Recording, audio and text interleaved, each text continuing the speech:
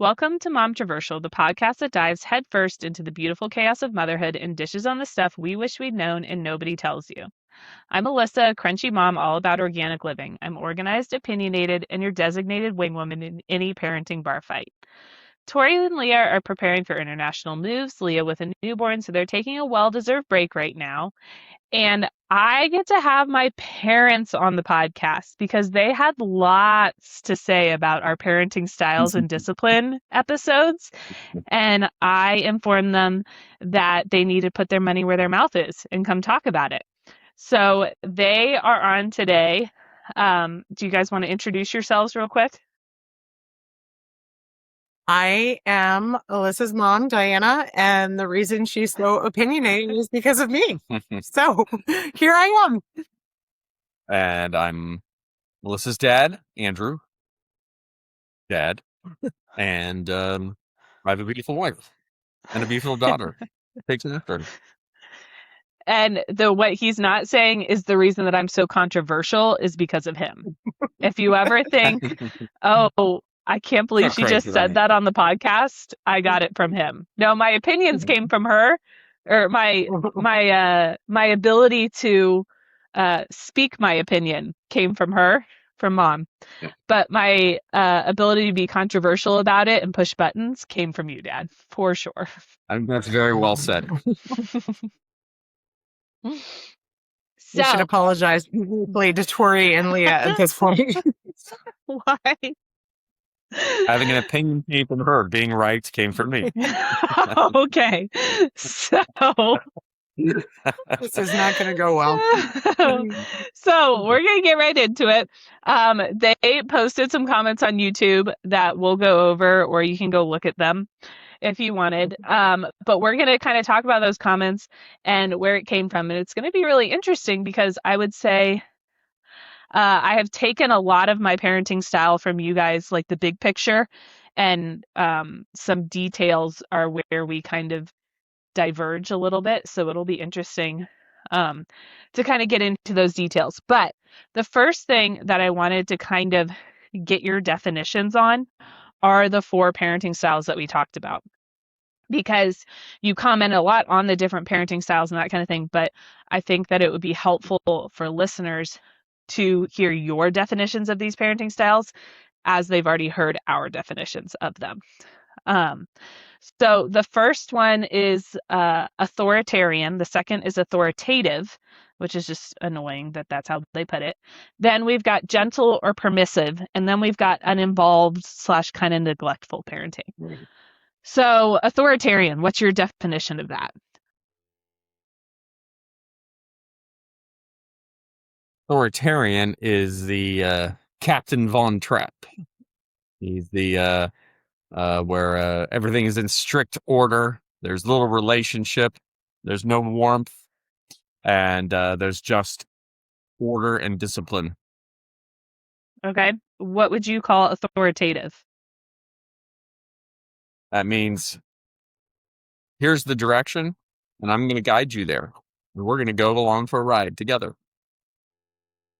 And you better do what I say. Okay. And gentle parenting or permissive parenting? Friends, pals. Don't ever say no to your kid. Yeah. The kid calls the shots. Yeah. For the most part. And uninvolved, neglectful kind of speaks for itself, but go ahead. Yeah, truthfully, that's kind of the parenting style I was raised with overall. My parents were, my mom was not very involved. My dad worked, and I was constantly wanting some input from them. One of my favorite stories was asking my dad for a curfew, and he said, "Why do you need a curfew?" I said, "Well, because all my friends have curfews and I don't have a curfew." And he said, "Well, just go home when your friends do." And so, but what I was really saying to him was, tell me that you care. Tell me that you want me home at a time to be safe, that kind of thing. But he Yeah. thought he was saying, I trust you. So Yeah. he was a good dad overall. Yeah, that's a good example. So one of your first comments was that if you had a podcast, you would be called Parentroversial, and you have some hot takes, and that we should buckle up. And so I think that a lot of people, when they hear something like that, they want to get as far away as possible. And this is where how you raised us, Dad, comes in. Because I said, well, we got to have them on. We got to talk about this. And I think probably Tori and Leah are probably really glad that they're not on right now. Because I think this would stress them out to the max. Yeah. But yeah, so the first question I have for you is, how much of our view of our own childhood is objective reality, and how much of it is a skewed modern interpretation?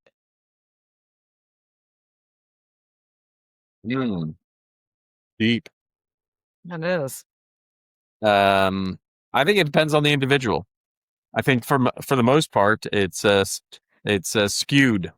It's not very objective. But I think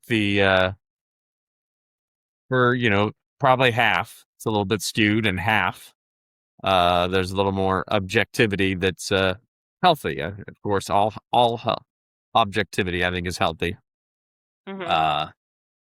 So I think I have gotten a kick out of listening to my 5 children in the room together talking about something that happened in their childhood that literally did not happen or did not happen the way they are recalling it as they're happening. scarred from. That's what I like. Oh no, things the they're scarred scars. from. The scars are real. And A little violin. I yelled at you. Oh, I'm sorry. I'm gonna yell at you again.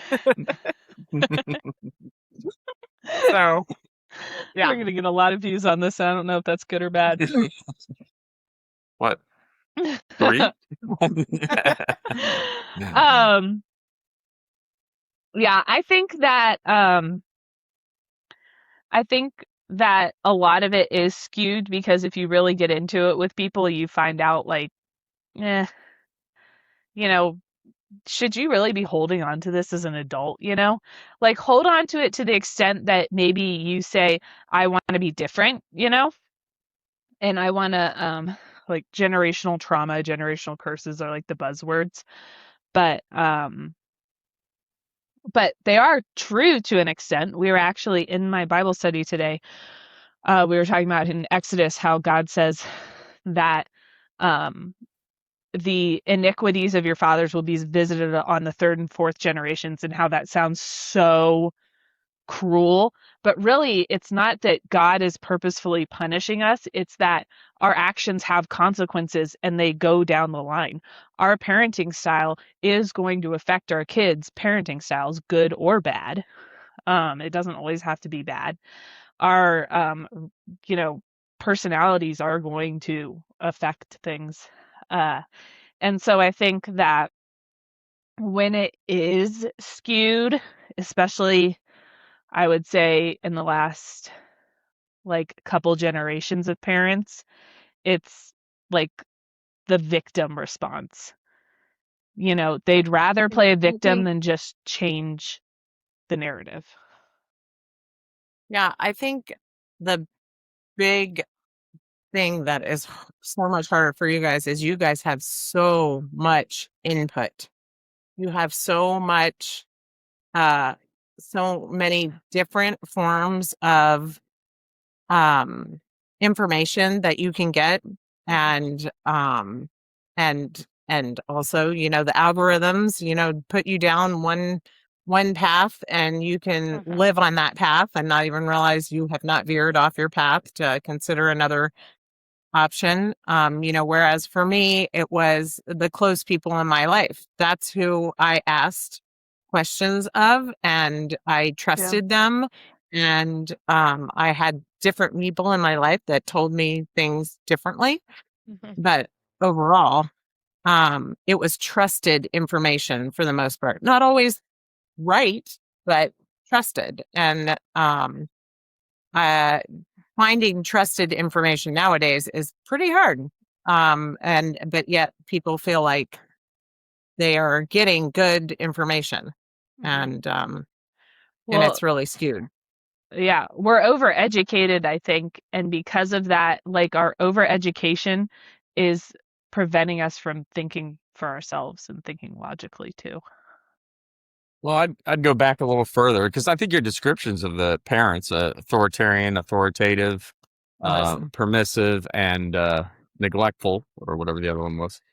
I think those are very good descriptions of the parenting styles, and Haven't changed. that hasn't changed. Y'all point to authoritative as the most prosperous, which is pretty, I don't know, common sense in my view. But what's happened with this skewing is that it has become very politically incorrect. It became very politically incorrect. Maybe even, you said 2 generations, which is good that you went back that far, but maybe 4 generations ago or 3 generations ago, it became very politically incorrect to discipline. It became very politically correct to befriend, to never say no. There were and that political correctness has played a much greater effect on all of us than we realize. I can see every parent you describe in the category except authoritative. I'm not sure I've seen an authoritative parent. Do you mean authoritarian? Sorry, authoritarian. Yeah, I'm not sure I've so seen annoying. an authoritarian parent.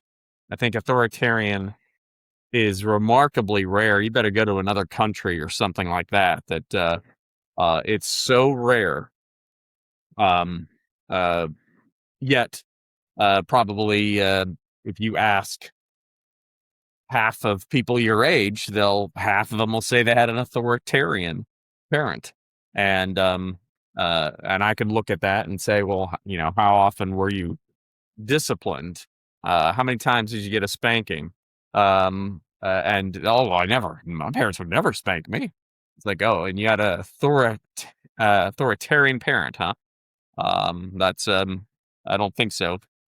My butt was whooped a lot when I was a kid, and I actually view it as a good thing. As authoritative. And I had authoritative parents, not authoritarian. I had a great relationship with my parents. I was the 4th of 4, and I got the award for the most spanked child in our family. I was given that award pretty quickly in my life, and but I knew something. I knew my dad loved me. I knew my mom loved me, and even though I got a spanking, it was my fault that I was misbehaving, and sometimes it was their fault. Sometimes they reacted in anger. Maybe they reacted too quickly, or they lost their temper, and I certainly contributed to that. And so there was a point in my life where I just had to say, actually, I'll tell you that point in my life, and this is what I want every parent, young parent. Which one of you has the oldest child? Let me ask you that. Tori does. She has she's either almost 7 or 7.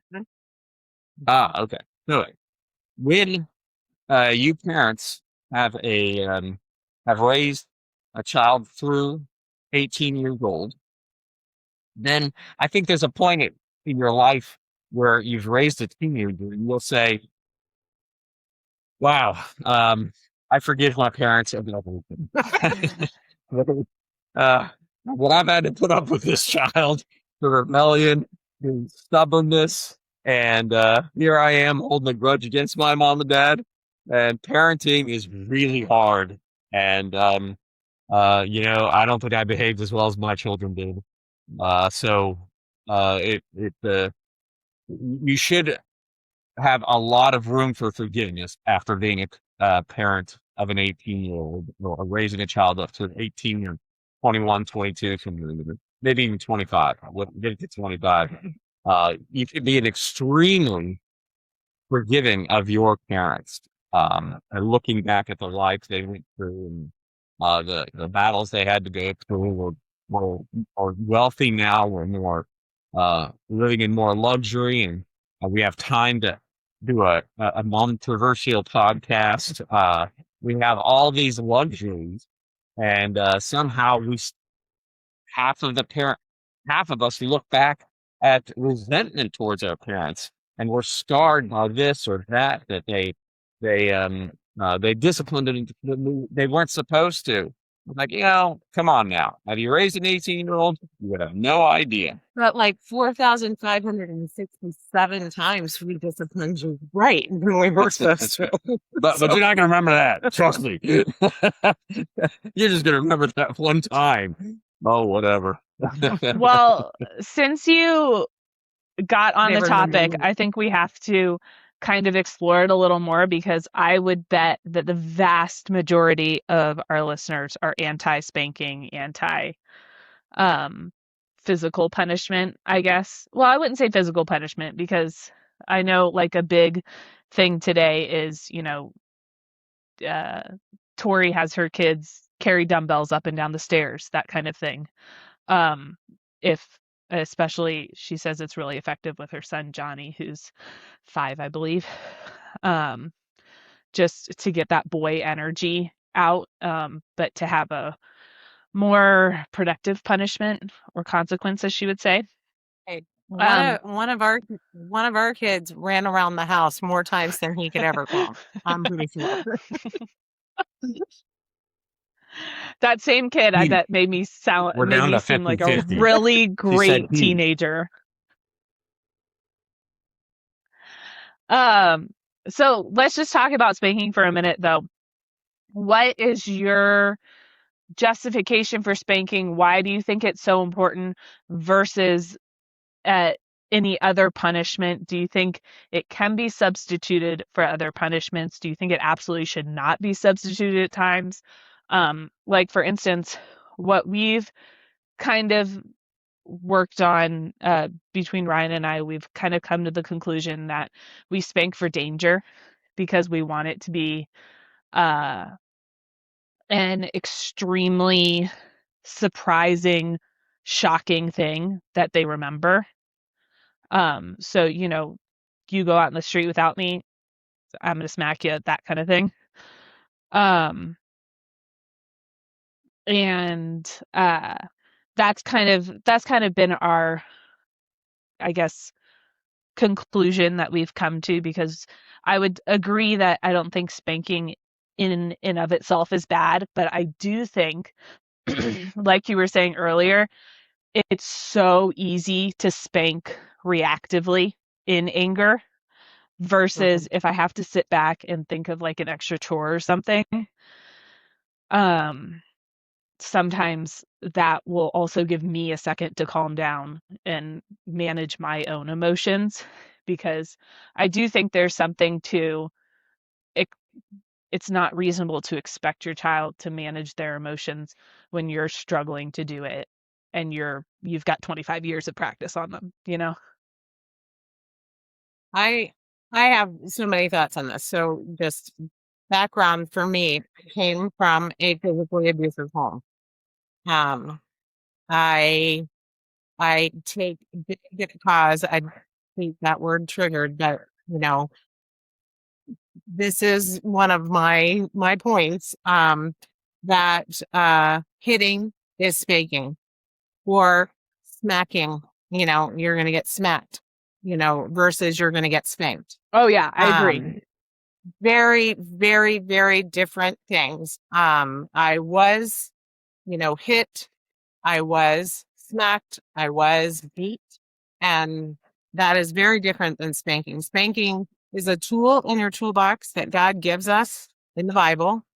It is not for every occasion at all. I totally and completely agree. And I don't believe, spare the rod, spoil the child, I think is to some degree, you know, very wise, and that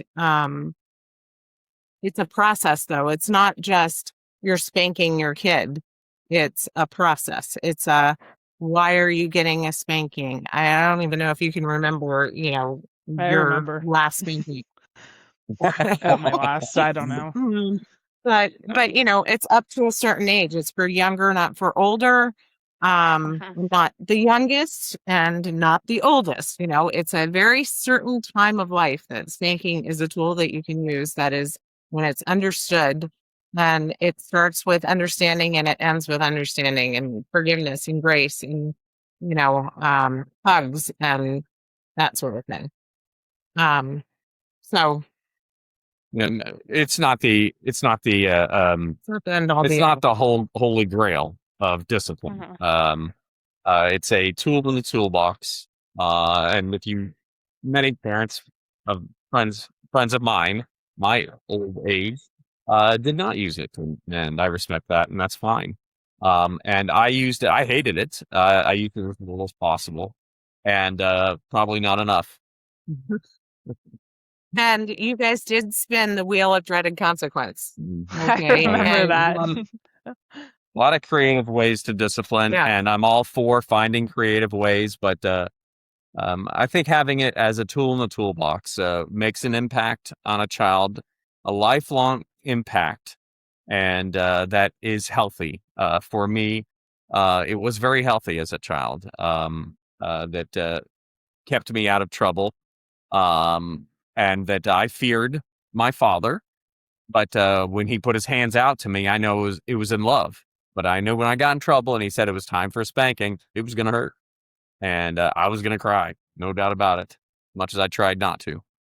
But, and it was memorable. And I have I probably built a theory based on, my parents spanking me. They really my dad did a good job. I always knew he loved me, even after he spanked me. But I call it my hot burner theory. If you touch a hot burner, as those little coil ones that I grew up on, that you guys don't have as much, but when you touch a hot burner, it hurts. Are you scarred for life? Yeah, I'm not going to forget that time I touched that hot burner. Did I learn a good, healthy lesson? I absolutely did. Was the hot burner mad at me? No. The hot burner was giving off reality, saying, here's the reality of your actions. You're going to get burned. Your fingers are going to bubble up. They're going to be in pain for days. And you're going to cry and cry and cry. And I don't care. That's what the burner says. And that promotes a healthy scarring, let's say. And with my dad and giving us a spanking, for me, it was a healthy scarring. I knew he loved me. I knew I crossed the line, and it wasn't a surprise. Funny story, if there's such thing, a funny story in spanking, is that one time my mom was so mad that she said, because usually if I got in trouble, I disobeyed, and to the degree that I deserve a spanking, my mother would say, go to your room till your father gets home and he's going to give you a spanking. And man, that was just the worst thing in the world, waiting there hours until the dreaded spanking, and it always occurred. And so one day I got my mom so mad, she said, I'm not waiting for your father. I'm going to give you a spanking right now. Pretend to cry a little bit. We're good. Couldn't beat that. Because it was a lot more memorable if it was my father. And also, I think it's part of learning the lesson that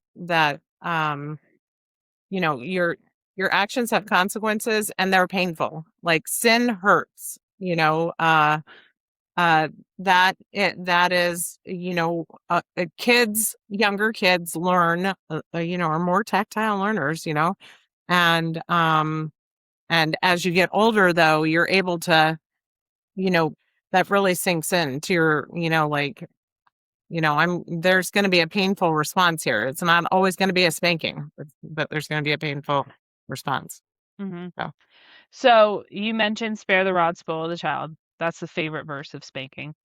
But what people don't know is, you probably know, but spare the rod, spoil the child was a someone said that, some guy in the 1600s said that. What the Bible actually says is, whoever spares the rod, it's Proverbs 13:24, whoever spares the rod hates their children, but the one who loves their children is careful to discipline them.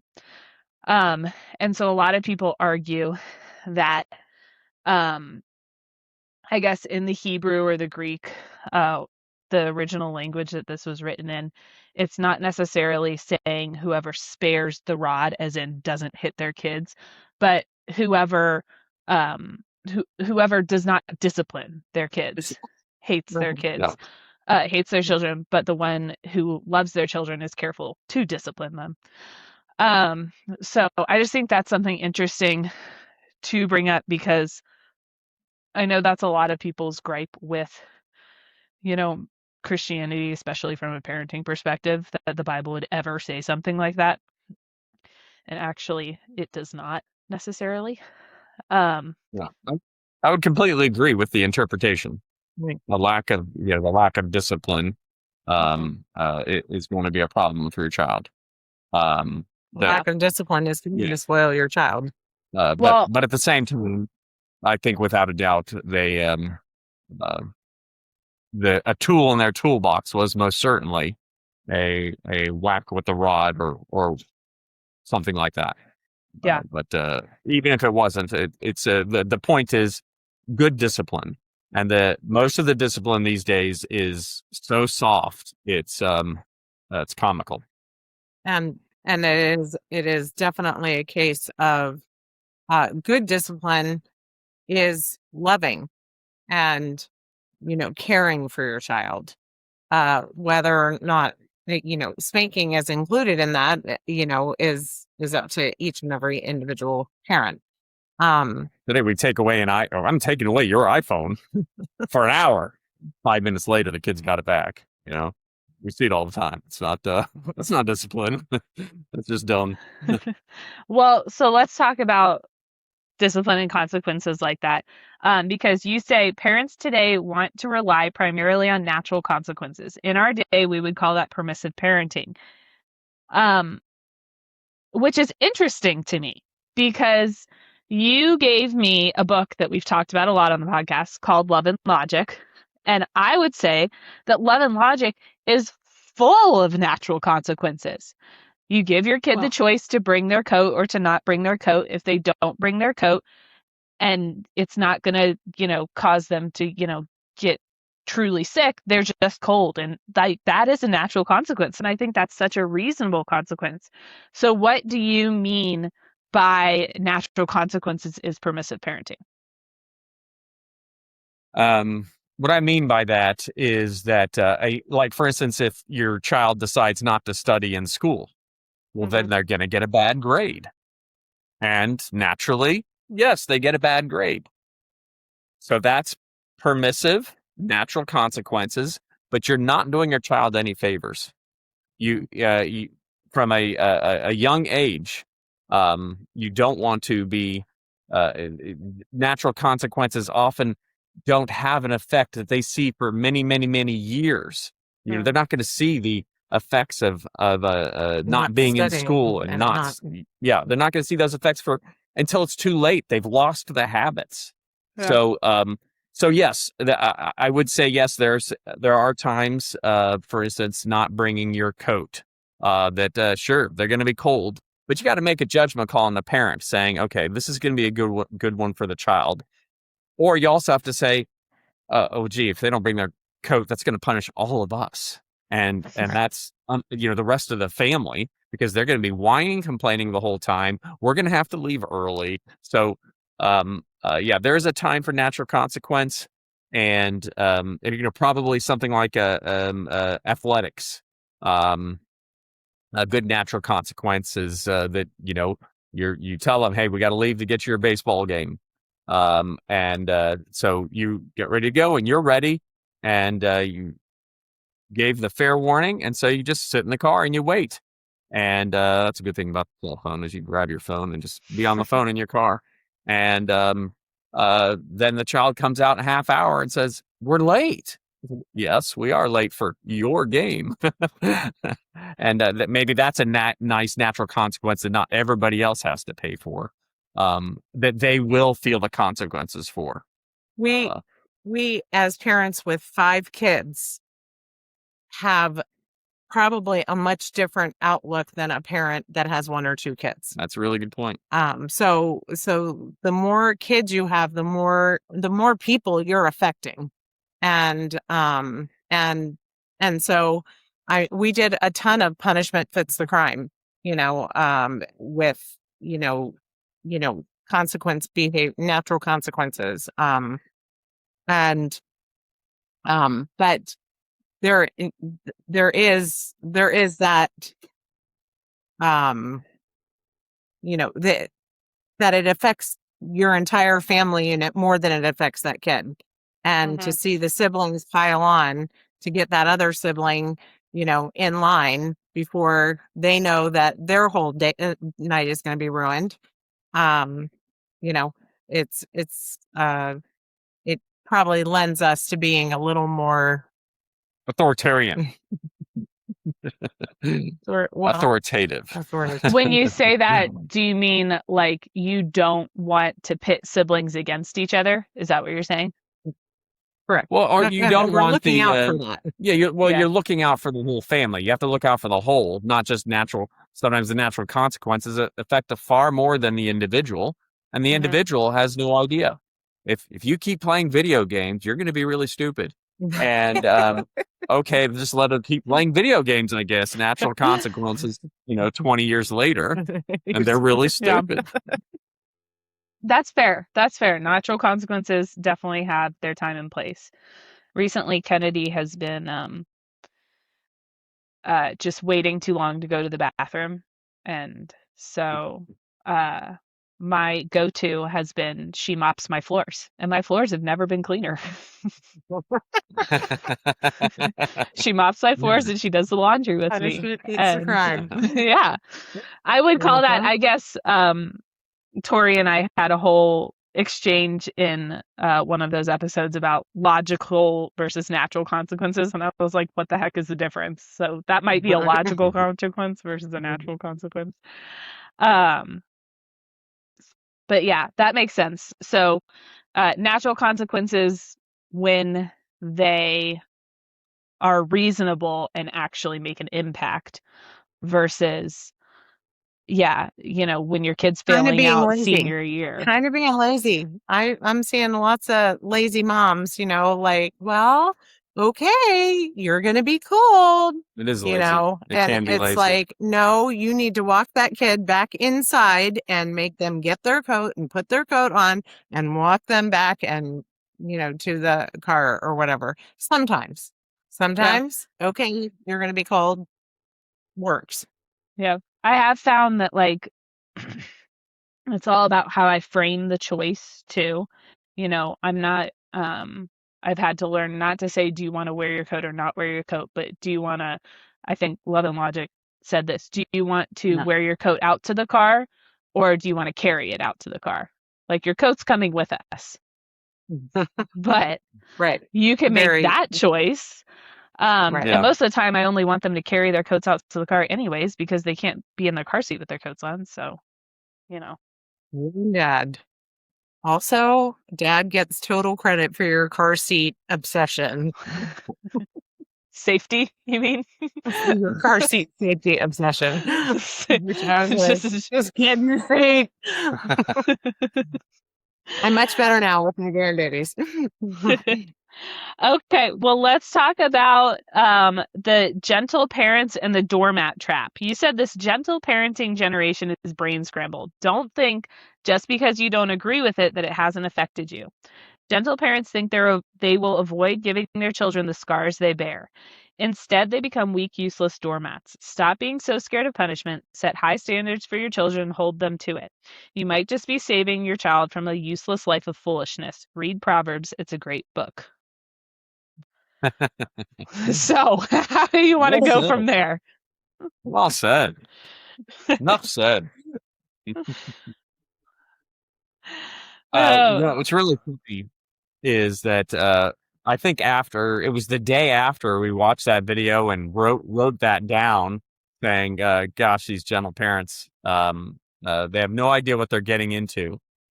We watched Little House on the Prairie, and It's a favorite. it's a favorite. We watched Little House on the Prairie, and Not shame. watching Little House on the Prairie, the episode that night was, and who would have thought back in the 70s or 60s when this show was made that gentle parenting was a bad trend then too. Yeah. But they had an episode on gentle parenting that was quite comical. That was pretty funny. I'll try and link it in the show notes if people want to watch it because it was pretty funny. A little depressing to watch, but pretty funny. Yeah. Yeah, I Hard. do think that I think that women, let's get controversial, fall into the gentle parenting trap more than men do, and I think that men fall into the authoritarian trap more than women do. But on the subject of gentle parenting, there are times all the time, like lately, if Kennedy gets in trouble while Ryan's home and Ryan, steps in for whatever reason because I'm cooking dinner, because whatever it is, as soon as he steps in, she goes, "No, Daddy, I don't like you. I like Mommy. I want Mommy." And it's because he is, I think, able to, I would not call him authoritarian at all, but I think that he's able to look at it from a more straightforward standpoint and go through with it, whatever the punishment is, like, whatever it is, he's cleaning the bathrooms. Well, she's his indentured servant until he's done, that kind of thing. And she doesn't like it because Daddy will make her do it. Versus sometimes I will just get so frustrated with her whining, or I'm focused on so many different things that I just let it go. Do something little and then whatever. It's fine. But can you just let me make dinner? Like, I think parents are believing a lie to some degree, that their kids can't handle things. And it's really amazing what kids can do and what they can handle, and that a little bit of stress in an area is actually healthy for them. It's the lifting weights that makes breaking your muscles down that make your muscles grow, right? Mm-hmm. And so giving them that challenge to sit at the table, and I'm not talking about like a marathon. I'm talking about sit at the table through the entire dinner. No, that is not easy for a 2-year-old little boy or 3-year-old little girl. It's heck, it's not easy for adults nowadays. But teaching that, believing in them that they can do it, understanding that it is going to be hard for them, but that you need to put that challenge in front of them. And when they master it, they're pretty darn proud of themselves that they mastered it. And then the next kid comes along and they're, cheering that kid on. You can do it, I mean, and you get invited back for dinner. And then you get invited back for dinner, and fighting that fight at your own dinner table makes you a much more fun family to have over. Yeah. Or when having other people to come over to your house, I remember, at our house in our basement, we had a TV and a remote control, and you guys were not allowed to touch the remote control in our house. And I had a friend who just was angry with me that I would put that restriction on you guys all the time. It was always, no matter the kid, that you were not allowed to touch the remote. And I said, listen, I don't want them to touch the remote here because when we go to your house, I don't want them losing your remote. And they understand that that's not a toy. This room is filled with toys. They can play with 50 things here, but the remote is not one of them. And but she thought that was a ridiculous expectation for me to have it. And guess what? My 2-year-olds learned they were not allowed to touch the remote. Yeah. We also lost the remote, and we still don't know where it is. But to be clear, you lost the remote as full-grown adults and still don't know where it is. Oh, that's true. We did lose a remote here. I was saying we did lose a remote back in the day when you guys were little too. Oh, gotcha. But I think you hit the nail on the head when you talked about men and women there and the differences between men and women. And it's there's a spectrum, and some men are probably more permissive and some women are more authoritative. Tyrion.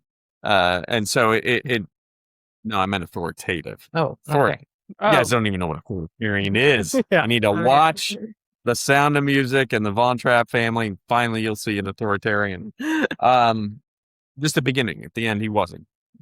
So anyway.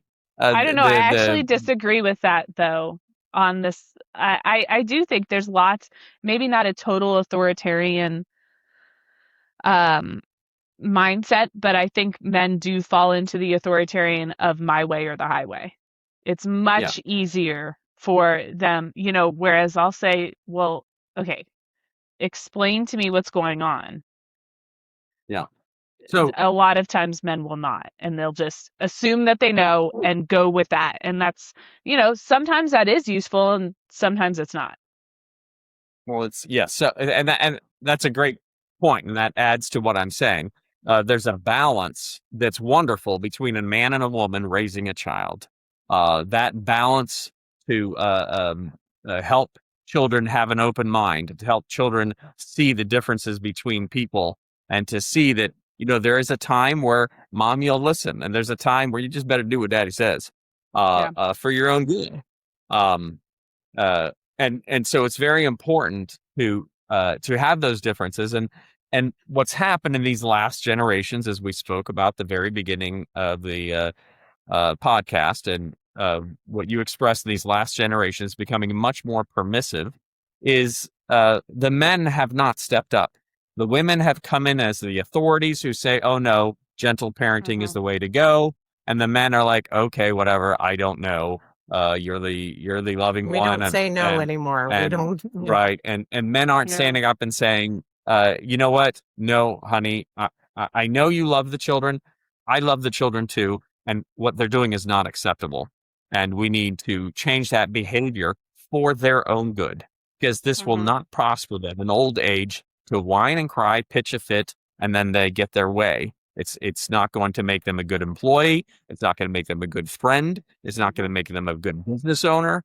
To be a little brat, and it can throw them in jail. So you really want to you need both, and the men have slacked off, and they need to step up with decent principle. The men need to look at this, look at Proverbs and read Proverbs, and come back to their wives and push back and say, honey, you raised a good point, but don't forget this other half, that without discipline, without real consequences,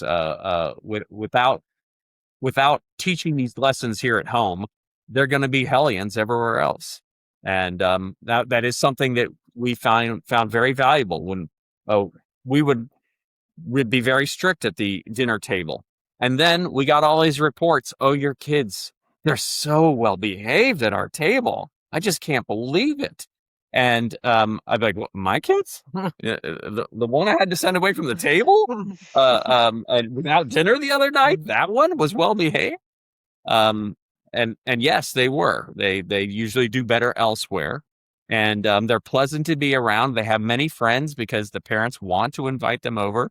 You guys never lacked for friends, and you never lacked for love in our home, and never lacked for friends. And you didn't lack for discipline either. You're welcome. We never lacked for friends, to the point where sometimes I would recall like parents trying to set up play dates and us being like, we really do not want to play with these kids. Can we Yeah. not? Yeah. That's a Um, fundamental Jordan Peterson principle. Let me throw his name out there. Fundamental principle oh, your man is, JP. yeah, me and JP. His Don't, boyfriend. yeah, don't. Gosh, what's the principle? Children, don't let your children do anything that will make you dislike them. I think that's one of his rules, or something like that. Because if you're not, and people look at them, well, how selfish, just because you don't like them and you don't like what they're doing and it irritates you, you're not going to let them do it. And well, the fact is that 99% of what irritates me irritates everybody else too. Yeah. I want to go back to what you were saying about dads stepping up, because that is a real um, I think it's a prevalent problem everywhere, but I think it's especially a prevalent problem in the military, because soldiers are uh, held to a higher standard in the sense of their time is not their own. And so I think they have a lot of men in the army I've noticed, like my friends' husbands, that kind of thing, they they feel like they're entitled to any time off that they can get, right? And to them, time off is not working. And that is their role. That is their job. They go to work, and their wife's job is everything else. And it pisses me off. But you go back to, you were saying that they need to step up in the household. And I think that the reason that they don't a lot of times is their own fault for sure. But it's because the wives will push back because the dads have not earned the right to parent their children, because they have not been parenting their children. You know, they have not earned, um, they have not created the relationship, earned the relationship with the child to even know how to effectively discipline them, because they come home, they get their choice of alcohol mostly, and they sit on the couch. And maybe they'll, say hi to the kids, and your daughter will bring you a doll and you'll say hi, But it is just like they're so absent even when they're there, which is even sadder in the military because sometimes they're not there for a year or longer. Um, and so I think that also, especially for women looking for partners, or getting ready to have kids, or at any point you can change this, but it's easier at the beginning, I think. Like, you have to set the standard of what you want. Ryan and I had so many conversations because we had both never been parents before Reagan. And we had so many conversations and so much learning about what each other needed in the new stage. And even when KK was born, I remember Ryan saying, I feel like I'm doing twice as much work as I normally do. And I said, we have twice as many kids as we normally do. And he wasn't necessarily, he wasn't saying that I wasn't doing enough, or that it was unreasonable. He was just like, why do I not have the time I used to have? Yeah, it was learning. And but I do think that that the confidence I was given as a child from you guys, by being able to make choices, by being forced, by being held to higher standards, and being forced to take responsibility for my actions, gave me more of a confidence to push back on that kind of thing, where a lot of women don't have that confidence because they're kind of told, even throughout this feminist movement, you're told all the time, you can't do this, you can't do that, you can't have a kid and work, you, whatever it is. Even, like, I feel like quote unquote feminists tell women they can't do more things than normal people do. And so I just kind of wanted to throw that out there because it is so prevalent, especially in the military, but I do think everywhere where husbands, dads, men are not held to the standard. And it's the standard. I'm not talking going above and beyond. When you get home, you play with your kids. That's what you do. And that's what, I remember when I was a toddler and you would come home, Dad, and I would say, "Here comes me." And you would come in the door, get down on your hands, yeah, get down on your hands and knees. And you were not even out of your work clothes yet. And I was, on top of you and you were my horsey. That was, I just think that that's so not normal now. And especially with phones, I think, and social media, we always talk about how I want my kids, and it's something I struggle with. I want my kids to know that they are more important than whatever's on my phone. But it's something I have to constantly remind myself about because it's so easy to just tune out for a second. I think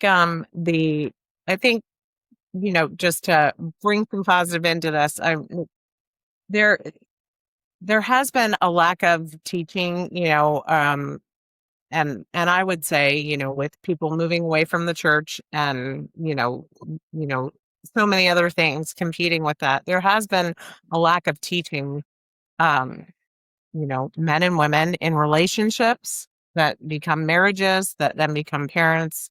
And, but just that it's such a unbelievably beautiful design, a man and a woman coming together. Sorry, Alyssa, I'm making a baby. Evidently, you know all about this now. And then I'm shocked that you just said that. Anyone that knows my mom knows that was the hardest thing for her to ever say just right now. Pretty funny. I lost it. But basically it's just my but basically it's just such an unbelievable model that that you're not meant to do it by yourself. I mean, there are times where you have to, and that is super hard, and that's a whole nother thing. But the obvious best way is for you to do this together, and that yes, I agree with the dad's job is in our family, the dad's job was he was going to work, I was staying home with the kids. And but when he came home, we were then parenting. That's what we did together. And as a team. And it wasn't my job or his job or anything. It was, our favorite, our theme song, Reliant K, what did you say about the jerseys? Jerseys, because we're making a good team. Yes. Yeah, that kind of thing. That it does take teamwork, and it's really a beautiful thing. Together, and also, when you go through the hard, and there is much hard to go through in life, and so. I admit it's disappointing to hear you say that how common that is. And you're absolutely right. Men need to step up in raising their children when it comes to not just discipline, which is where I pointed out a lack, but in spending time with their kids. I mean, what is a man? We need to redefine what a man is. And I'd like to think at our church, and Mom mentioned it really well, that we lack that structure and that place where we can learn first principles and good principles of relationship and love through the scriptures and through Christ and his sacrifice. That what is a man? And to any man that watched this, I would want them to know that the ultimate man is Jesus Christ. The ultimate man sacrifices. The ultimate man serves. Jesus said, "I came to serve, not to be served." Mhm. And as men, they need to step up, come home, serve their wife, serve their children, and of course, in a good, loving relationship that we all want to pursue. We never hit the perfect mark, certainly, but we all want to pursue that relationship of serving each other and looking out for each other and loving the kids. Ryan said, well, there's twice as much work. There is twice as much work, and there may be 3 times as much work soon. Yeah. But it's great work. It's great work that will have great fruit. If he wants to just sit down and have a beer, well, that's going to have fruit too, and it's going to suck. It's going to be rotten. Yeah. I think, like, when I see Ryan, who all the time steps up and he does come home from work and he does play with the girls and he helps them clean up and get ready for dinner and that kind of thing. And, he does bedtime and they're like squealing, giggling in the bathtub because they're having a glow stick bath or they're having a dance party, like, that kind of thing. And it it fosters the team connection from my side too, because I see him working so hard and I do want him to have that break because I know he works so hard. And the other night I was folding laundry while we were watching a TV show and he leaned forward to grab some laundry to fold with me, which is a totally reasonable thing to do. I'm folding mostly his laundry because he goes through so much of it. But I told him, like, I don't mind folding this. Like, let me do this for you. Go ahead, relax. But like, just the fact that he Reach for the laundry. assumed that he would help, made it so much more enjoyable to be able to do that for him, And maybe that's not your exact situation, but I guarantee that, or I would hope that most women could relate to that feeling of being so supported that you want to over support back and to have that like true teammate feeling. And I think that is really interesting. And he picks up my slack in so many ways, especially since I've been pregnant. And the girls know that I am the weak link. They get out of bed and come to me. I'll chat with them for a minute. Like, I'll hear what they have to say. And Ryan is the one that if they get him, they're getting the silent return. He picks him up, he takes him back to bed, he gives him a kiss, and he leaves without a word. And they hate that. But it's so effective. And it's true. You're talking about in the middle of the night. No, No, middle of the night 8 after PM. they've been put to bed, whatever it is. Okay. In the middle of the night, generally, we'll give them a little more Grace. yeah, because they don't wake up in the middle of the night usually. So if they do, they might have had a bad dream, that kind of thing. Mostly like, it's 8 o'clock, they've been put to bed and they don't want to go to bed type thing is when we utilize that. But it's not we. As much as I know it should be we. Yeah. As much as I know it should be we, it's not we. It's Ryan that really has fostered that habit for them that has kept them in bed more. And that's, again, like you were saying, the difference between men and women being a good thing and not a bad thing. Yeah. And circling back to the discipline, just discipline, I think there also needs to be a clarification of training and discipline. Training, before you can discipline, you have to train them to whatever it is that you're hoping they learn how to do. And so I think a lot of out of hand discipline comes when we haven't taken the time to teach them exactly what it is that they need to do. And it does take time. It takes a lot of time and a lot of patience and persistence to get a kid to sit at the table, at dinner time, or that's the only thing I seem to That's a good point. Discipline is not a method of training. Right. Yeah. And I think that gets confused a lot. Yeah, well, a lot of Um, people, maybe they were raised that way, where discipline was a method of training and it was harsh and authoritarian, and so they bear those scars and they swing the pendulum way in the other direction. No discipline, and that can be a problem. Yeah. And so just understanding that as a parent, it's a little, I think it's just a little missing gem, that, take the time. What is frustrating you? What is frustrating you? I bet you money you have not taken the time to show them what it is exactly they need to do and given them step by step by step. And then help them, and then giving them opportunities to do it again and opportunities to do it again. Normally we avoid what we are, irritated by. And so, but I think that's a really great way to put it, is that discipline is not a method, or training. No, Discipline is not a method of training. It's not a method of training. So, yeah. Well, let's talk about one of your last comments that we've kind of touched on a little bit here, but I want to really actually directly touch on it, because I think specifically with the gentle parenting craze, it is a big deal. You said, have you ever said, when I was a child, my parents punished me and that's why I fill in the blank, with your pity party issue? Too many parents these days believe they have 100% power in shaping or misshaping their child. That's how they become gentle parents. Cowards when it comes to consequences and punishment. Certainly the power of a parent needs to be taken very seriously, but a child or teenager does bear some responsibility.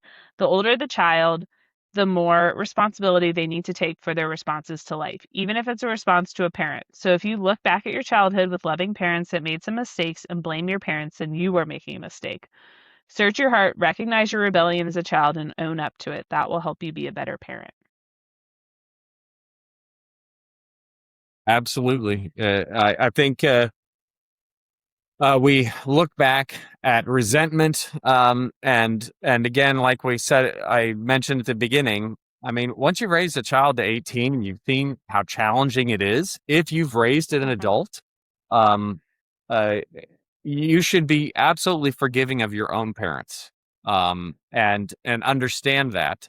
And if there's something in your life that scarred you, then that scarred you in a negative, you believe in a negative way, then don't use that as an excuse of why you do what you do. That's a bad idea. Instead, use it as a lesson. Okay, my parents did this, and logically, I think I can do better. I think I can.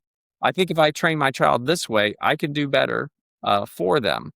Well, I'll tell you one story. I had a close friend who had he had Asperger's, and he was more successful than I was as a person as an employee, as a worker. He made more money than me. Let's put it that way. Okay. He made more money than I did. He was very successful, grew up with Asperger's, and held on to resentment towards his dad, the discipline his dad gave him. He held on so much resentment that he did nothing to discipline his own child, his own son, who had, guess what? Asperger's. So he did nothing to discipline his son with Asperger's because of what his father did to him in his discipline. Well, I think at some point, and he never did this, at some point he should have looked back and said, you know what? I had Asperger's and I'm kicking it in life. Maybe it had something to do with that discipline dad gave me. Maybe dad was too much of an authoritarian, but I'm very successful in life, even though I had Asperger's, and my father was was an authoritarian. And so instead of swinging in the direction of, well, I won't discipline my child at all, and then their child ends up on drugs, literally, their child ended up on drugs, was extremely unsuccessful, might be finding success now post age 30, But basically he's in and out of problems and rehab, and so he swung the complete opposite direction, gave his father no credit for how he raised his very successful son, and went the gentle parent, no discipline direction that was far, far worse. And hence, we really need to be more objective and less of victims.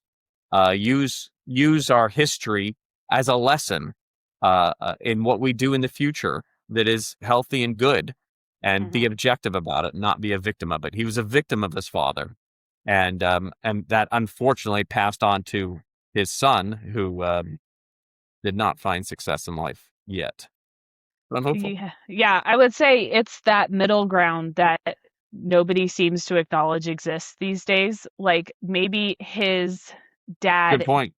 his dad held him to high standards, it sounds like, but it also sounds like he didn't hold him to high standards in a loving way.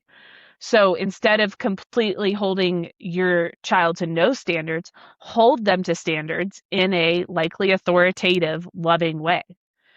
Like, have those standards, but just enact them, I guess, differently than your parent did that you don't appreciate. And there's, like I said, there's lots of little detail-y things that we're doing differently from you guys, but I would say overall, there's a lot. The big picture is very similar, because both Ryan and I were blessed enough to be raised with the big picture being love and high standards instead of hurt and high standards, or no standards at all, or neglect, whatever that is. So on that note, just for the record, yeah, I do not want you to parent exactly like I did. I want you to do better, and I think you are. And I think that's great. I did the best I could through the grace of God, and I want you to do better, and that's a great thing. And so don't do it exactly like I did. I made mistakes, many. And you will too, and have. Yeah, I just want to say, 100%. And since we know, guess what? I mean, I'm looking, eye to eye with a kid that I raised with many mistakes, and I can't believe the amazing human being you are. It's proof there's a God. Anybody needs it. Right there. It's crystal clear what the standard is. We all make mistakes. Right. We all need grace. Right. And so with that clarity, can we be forgiving of our parents? Can we not hold grudges and resentment against our parents? I think that's an ugly, ugly trend in society today, where there's a lot of that going on. Instead, look at life and how challenging it is, and that somehow we can be forgiving. We can find a great standard, and that standard is found in Jesus Christ. He is the ultimate man, a man who gave, who loved, who sacrificed, who worked. The ultimate man isn't the king eating grapes that are fed to him. That's not manly. I think also just remembering, like, we read Love and Logic because we needed help. We wanted to do better. It was our anniversary weekend, and we went to Deep Creek Lake and basically read and discussed that entire book so that we could come back with a plan for our minions. Rebellious minions. Making us crazy. Just remembering the end, like what is the end goal of parenting? The end goal of parenting is to raise loving, kind, responsible human beings that I hope know Jesus and have an eternal life that I can be with forever, because I feel like my people are the greatest people on earth. We read another great book called Feeding the Mouth That Bites You, Parenting Teenagers into Adulthood. which was really helpful. But I mean, it's by psychologist Dr. Kenneth Wilgus. And its whole concept was, remember what you're doing. Planned emancipation. Like, you want to set your kids up to be emancipated from your controlling, you do everything for them, whatever, you're letting go from the minute, from day one, you're learning how to let go. And but the successful parent isn't the one that gives their children everything and makes them happy through their own efforts, makes their child happy. The successful parent is the one that raises a child with the discipline that they're a productive member of society, that cares for people, that works, that serves, and that people like being around, and becomes independent. They themselves can hold a relationship with the opposite sex. They themselves can hold a marriage together. They themselves can have children, be responsible for them, and provide for their own family. I think today the objective of many parents is, I want to make sure my child's happy, and they have every opportunity. And that is spoiling the child. Yeah. On that note, kind of, how do we distinguish between an adult genuinely processing real childhood hurt versus failing to own up to their own childhood rebellion, as you say?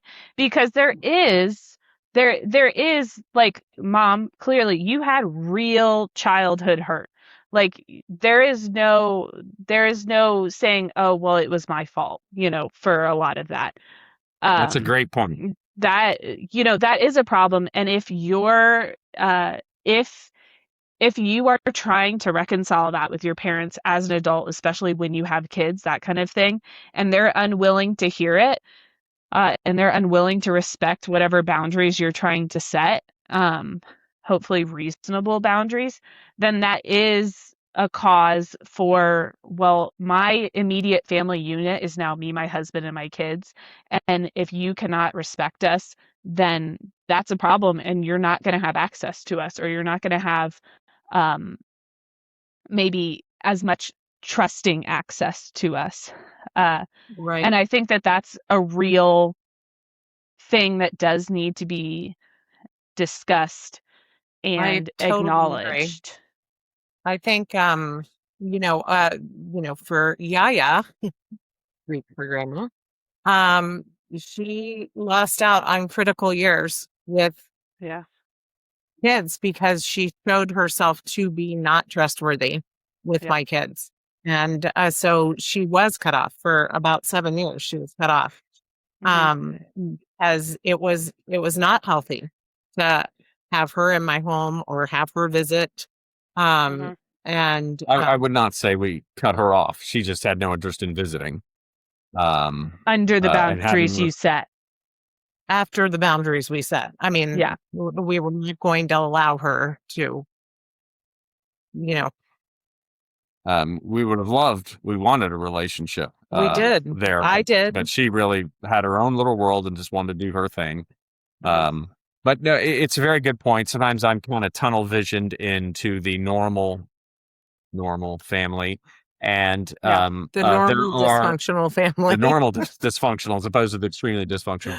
And I don't want to dismiss that. There are people that grew up with extreme difficulties and lack a healthy perspective. And there's two answers to that. One is a role model. You want to find a good role model. Well, how do you know what a good role model is? That's the second answer is, well, let's start with the scripture. Let's start with the love of Jesus Christ and a relationship with him.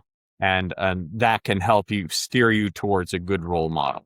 And it's very painful. It's very painful to not, to go through terrible childhood trauma. And then to have it carry into your adulthood where you are doing your darndest to, put the past behind you and, forgive and and, learn from things and, doing all the supposed right things, and yet, the fact of the matter is, that parent is not able to be a healthy part of your life. And it hurts. And, and so it definitely needs acknowledged, but also the role models, putting yourself in places where you have people that are going to pour into you and, you know, uh, just, give you advice that you can, ask the real questions. My best friend's mom came over when you were, or no, when I think it was you, when you were little and I was just sitting on the couch sobbing. And she said, honey, what are you so upset about? And I said, my linen closet. She was like, what? Linen closet is a wreck. And so she goes, we go over to my linen closet and she goes, okay, well, we'll fix your linen closet. And she pulled everything out and she taught me how to fold a fitted sheet, which is a game changer. Yeah, you never taught me how to do that. I'm just saying. I have taught you how to fold a fitted sheet. And I'm gonna have to figure out how to do that.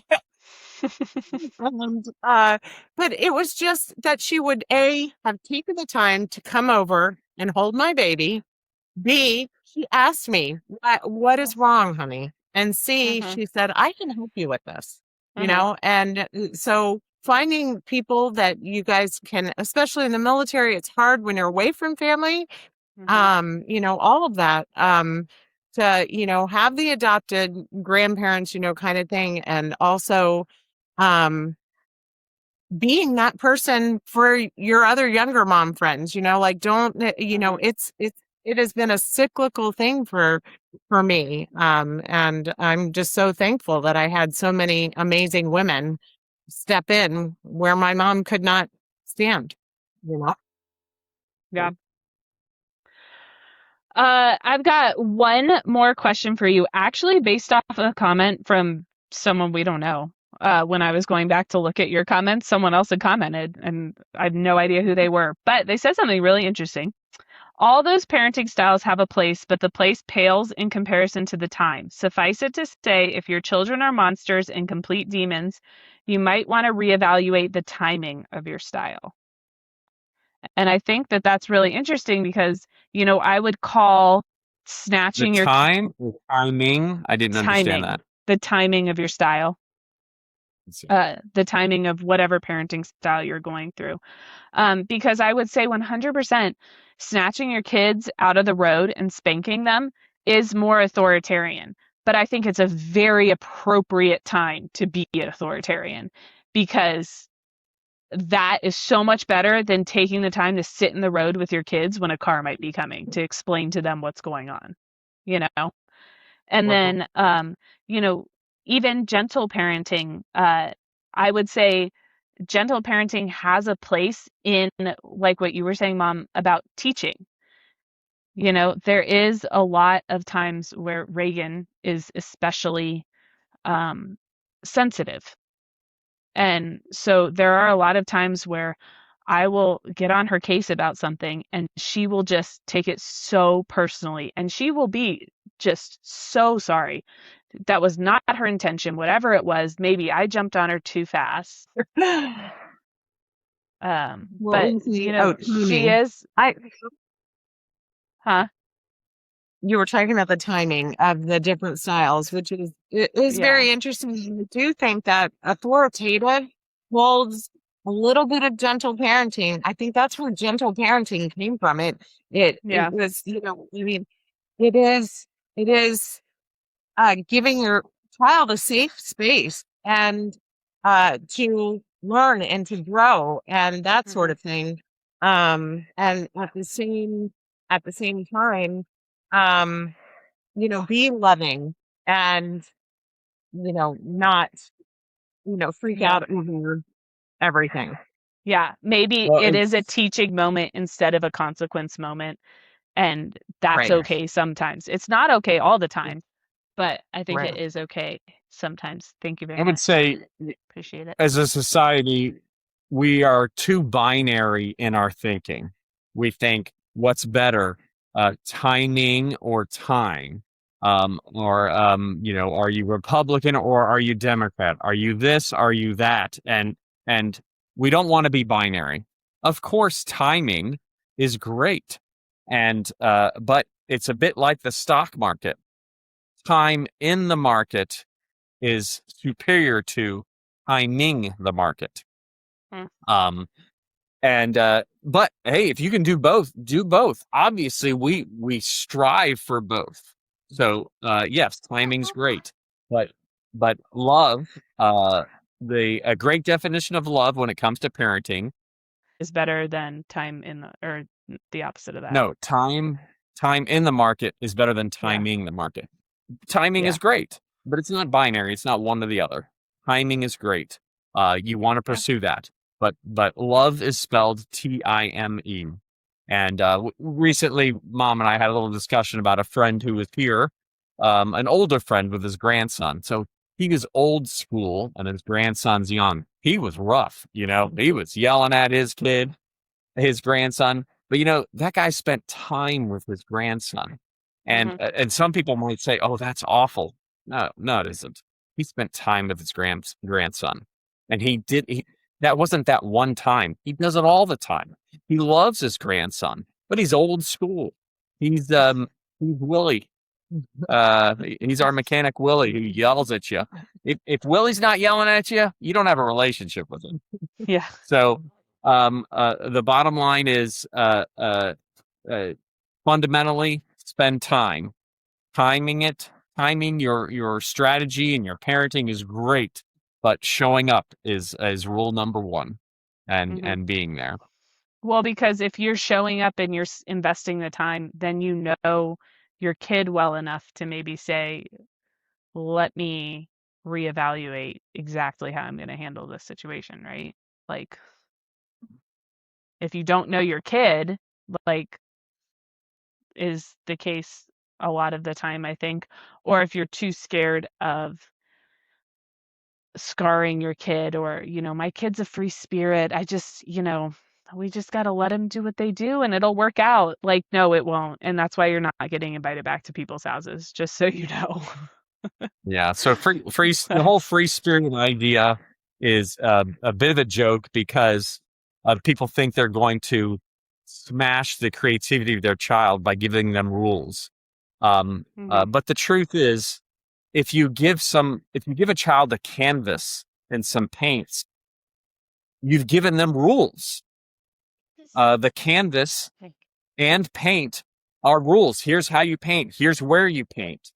And so often those rules are what inspire the creativity.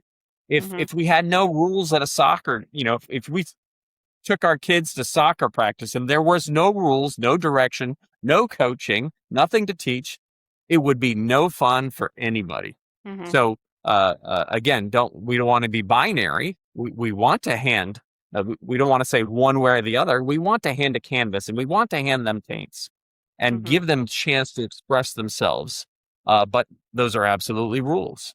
And giving children boundaries is a healthy thing so that they can express themselves. And don't be afraid of letting your kids be bored. It's okay. Out of boredom comes creativity. There is another podcast here, because I tell you what, The Anxious Generation, Jonathan Haidt, that's another book that your generation another podcast needs to read.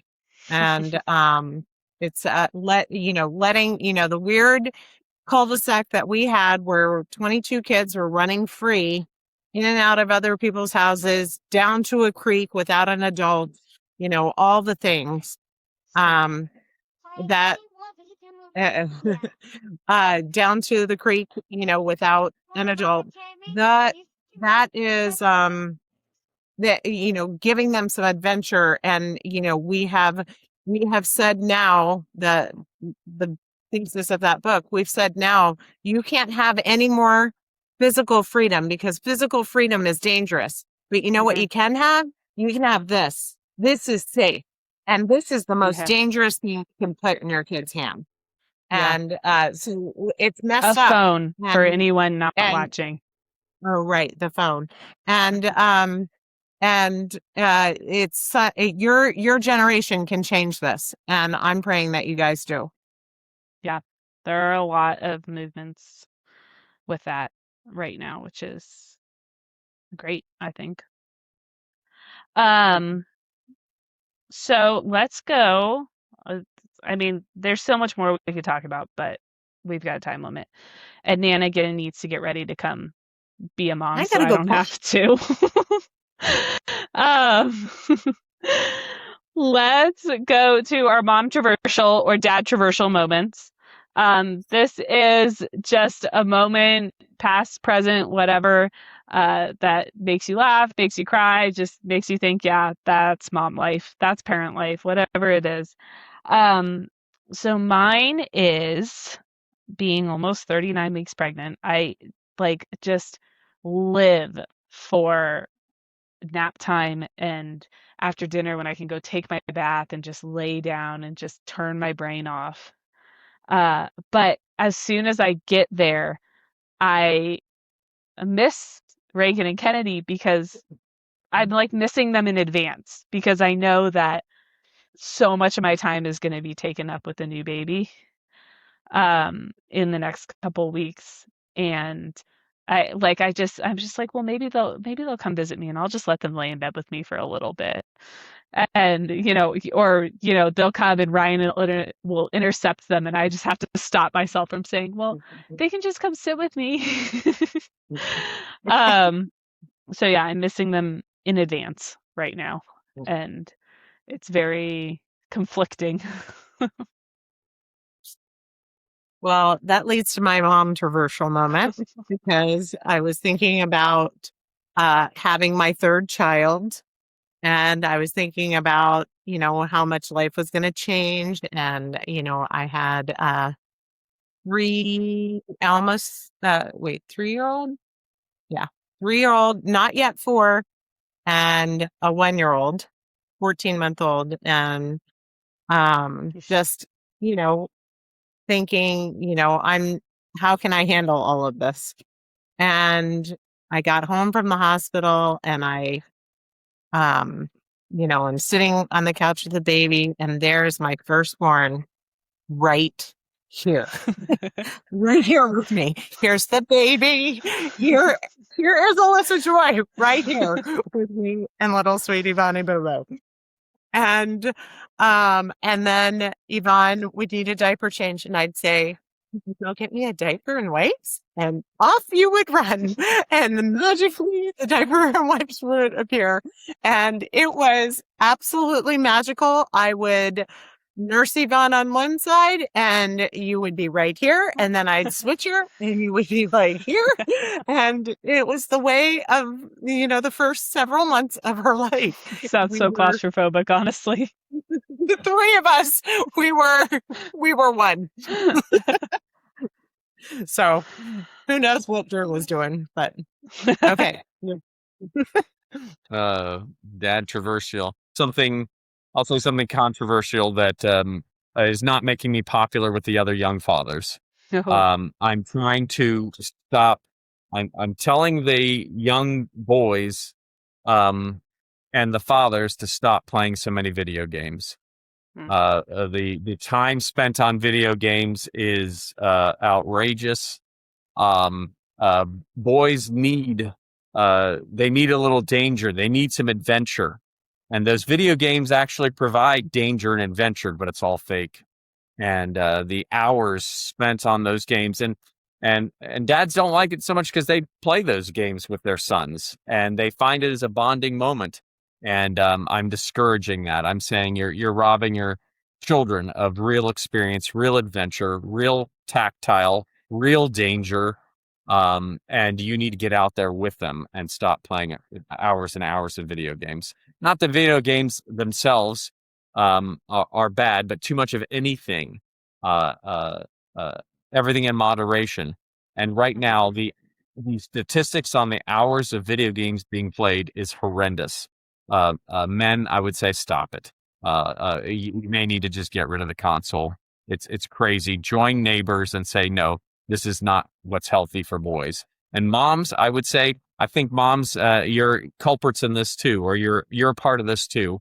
You look and you see your sons playing video games, you say, there they are, and they're safe. They're not getting hurt. They're not in danger. They're not getting into trouble. For a young man to grow up to be a good man, he needs to get outside, get hurt, and get in trouble, and learn his local law. So, stop playing so many stinking video games. There you go. And he did, for anyone curious, he did implement that in our childhood.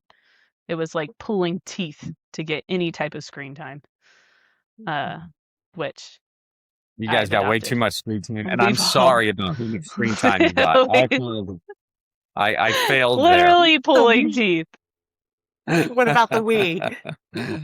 Still, so it was pulling fun teeth. Well, it had to be. You do it as a family, or else you don't do it. Yeah. The Wii was a little different, I feel like, just because it was competition and you weren't zoned in on it as much because you had to take turns and there was the competition. All right, well, here's something something funny. Okay, here's a funny dad controversial that comes to the Wii, and that is that we were, as a family, about my grudge? This is about your grudge. Let it go. No, I'm never going to let this go. No. This is about bowling on the Wii. As a family, we were professional bowlers on the Wii. We were good. And then one day we said, hey, our friends are going bowling. Let's all go bowling together. Because we're good at bowling. Oh, and everybody's so excited to do real bowling. First time we'd ever spend an outrageous amount of money with all 5 kids going bowling. And we go bowling, and everybody, you guys all thought you were going to be pros throwing strikes. About so many tears. Not necessarily tears, but it was just dead quiet. Because after about 3 frames, you all realize this is hard. I can't even get a pin. It just goes in the gutter. And that's because we did too much Wii bowling and not enough real bowling. That was very funny. But it was very funny to see how and you guys were begging him to put the gutter guards up, and he would not do it. No, he would never do that. The quiet depression of we suck at bowling was really funny. All right. Well, since we brought up the Wii, I do have to bring up my own parentroversial moment. And that is the grudge that I will hold till the day I die. And that is that when I was, I don't know, what was I, 9, 10-ish, give or take. My dad was coaching my brother's baseball team, and he desperately wanted me to play too because we could all play together and be great. But for anyone who knows baseball, especially at that age, it's just a bunch of boys. So I didn't want to play. They were super annoying at that age. And arguably still. But he convinced me. He said, if you play this season of baseball, I will buy you a Wii. Right when Wii's were coming out. And I was like, oh my gosh, this is huge. This is monumental. This is worth a season of baseball. And so I played, and it was mostly miserable because these boys were miserable. They were so annoying. And I found out I did get my Wii, but it wasn't my Wii. I found out that before he even made this deal with me, he had gotten it for my mom for Christmas. So I was conned, gaslit, if you will, into playing a season of baseball with terrible, awful 8-year-old boys for something that we were getting anyways. And I'll hold that grudge until the day I die. So. That's a good grudge. And for all you moms out there that are getting refrigerators, just remember, I got a Wii. Okay? All right. Well, my children's lights are about to turn green, and then there will be no stopping them from coming out here. So thank you so much for listening. Thank you guys for coming on and being willing to defend your positions publicly. Can't wait to see you, Mom. Have a safe flight. And I want can't some hate wait. mail. Yeah, can't wait to be back on. This probably will be the last episode we have recorded until after the baby comes. But we're hoping not to have a gap or anything. So when this comes out, I guess we'll find out. But thank you so much Maybe for we'll do listening the next again. one with God there holding Quincy. Yep, rate us 5 stars. Really appreciate you. Don't rate us if you don't want to rate us 5 stars because that's not good either. All right. Okay. Have a great day. Keep it momtroversial.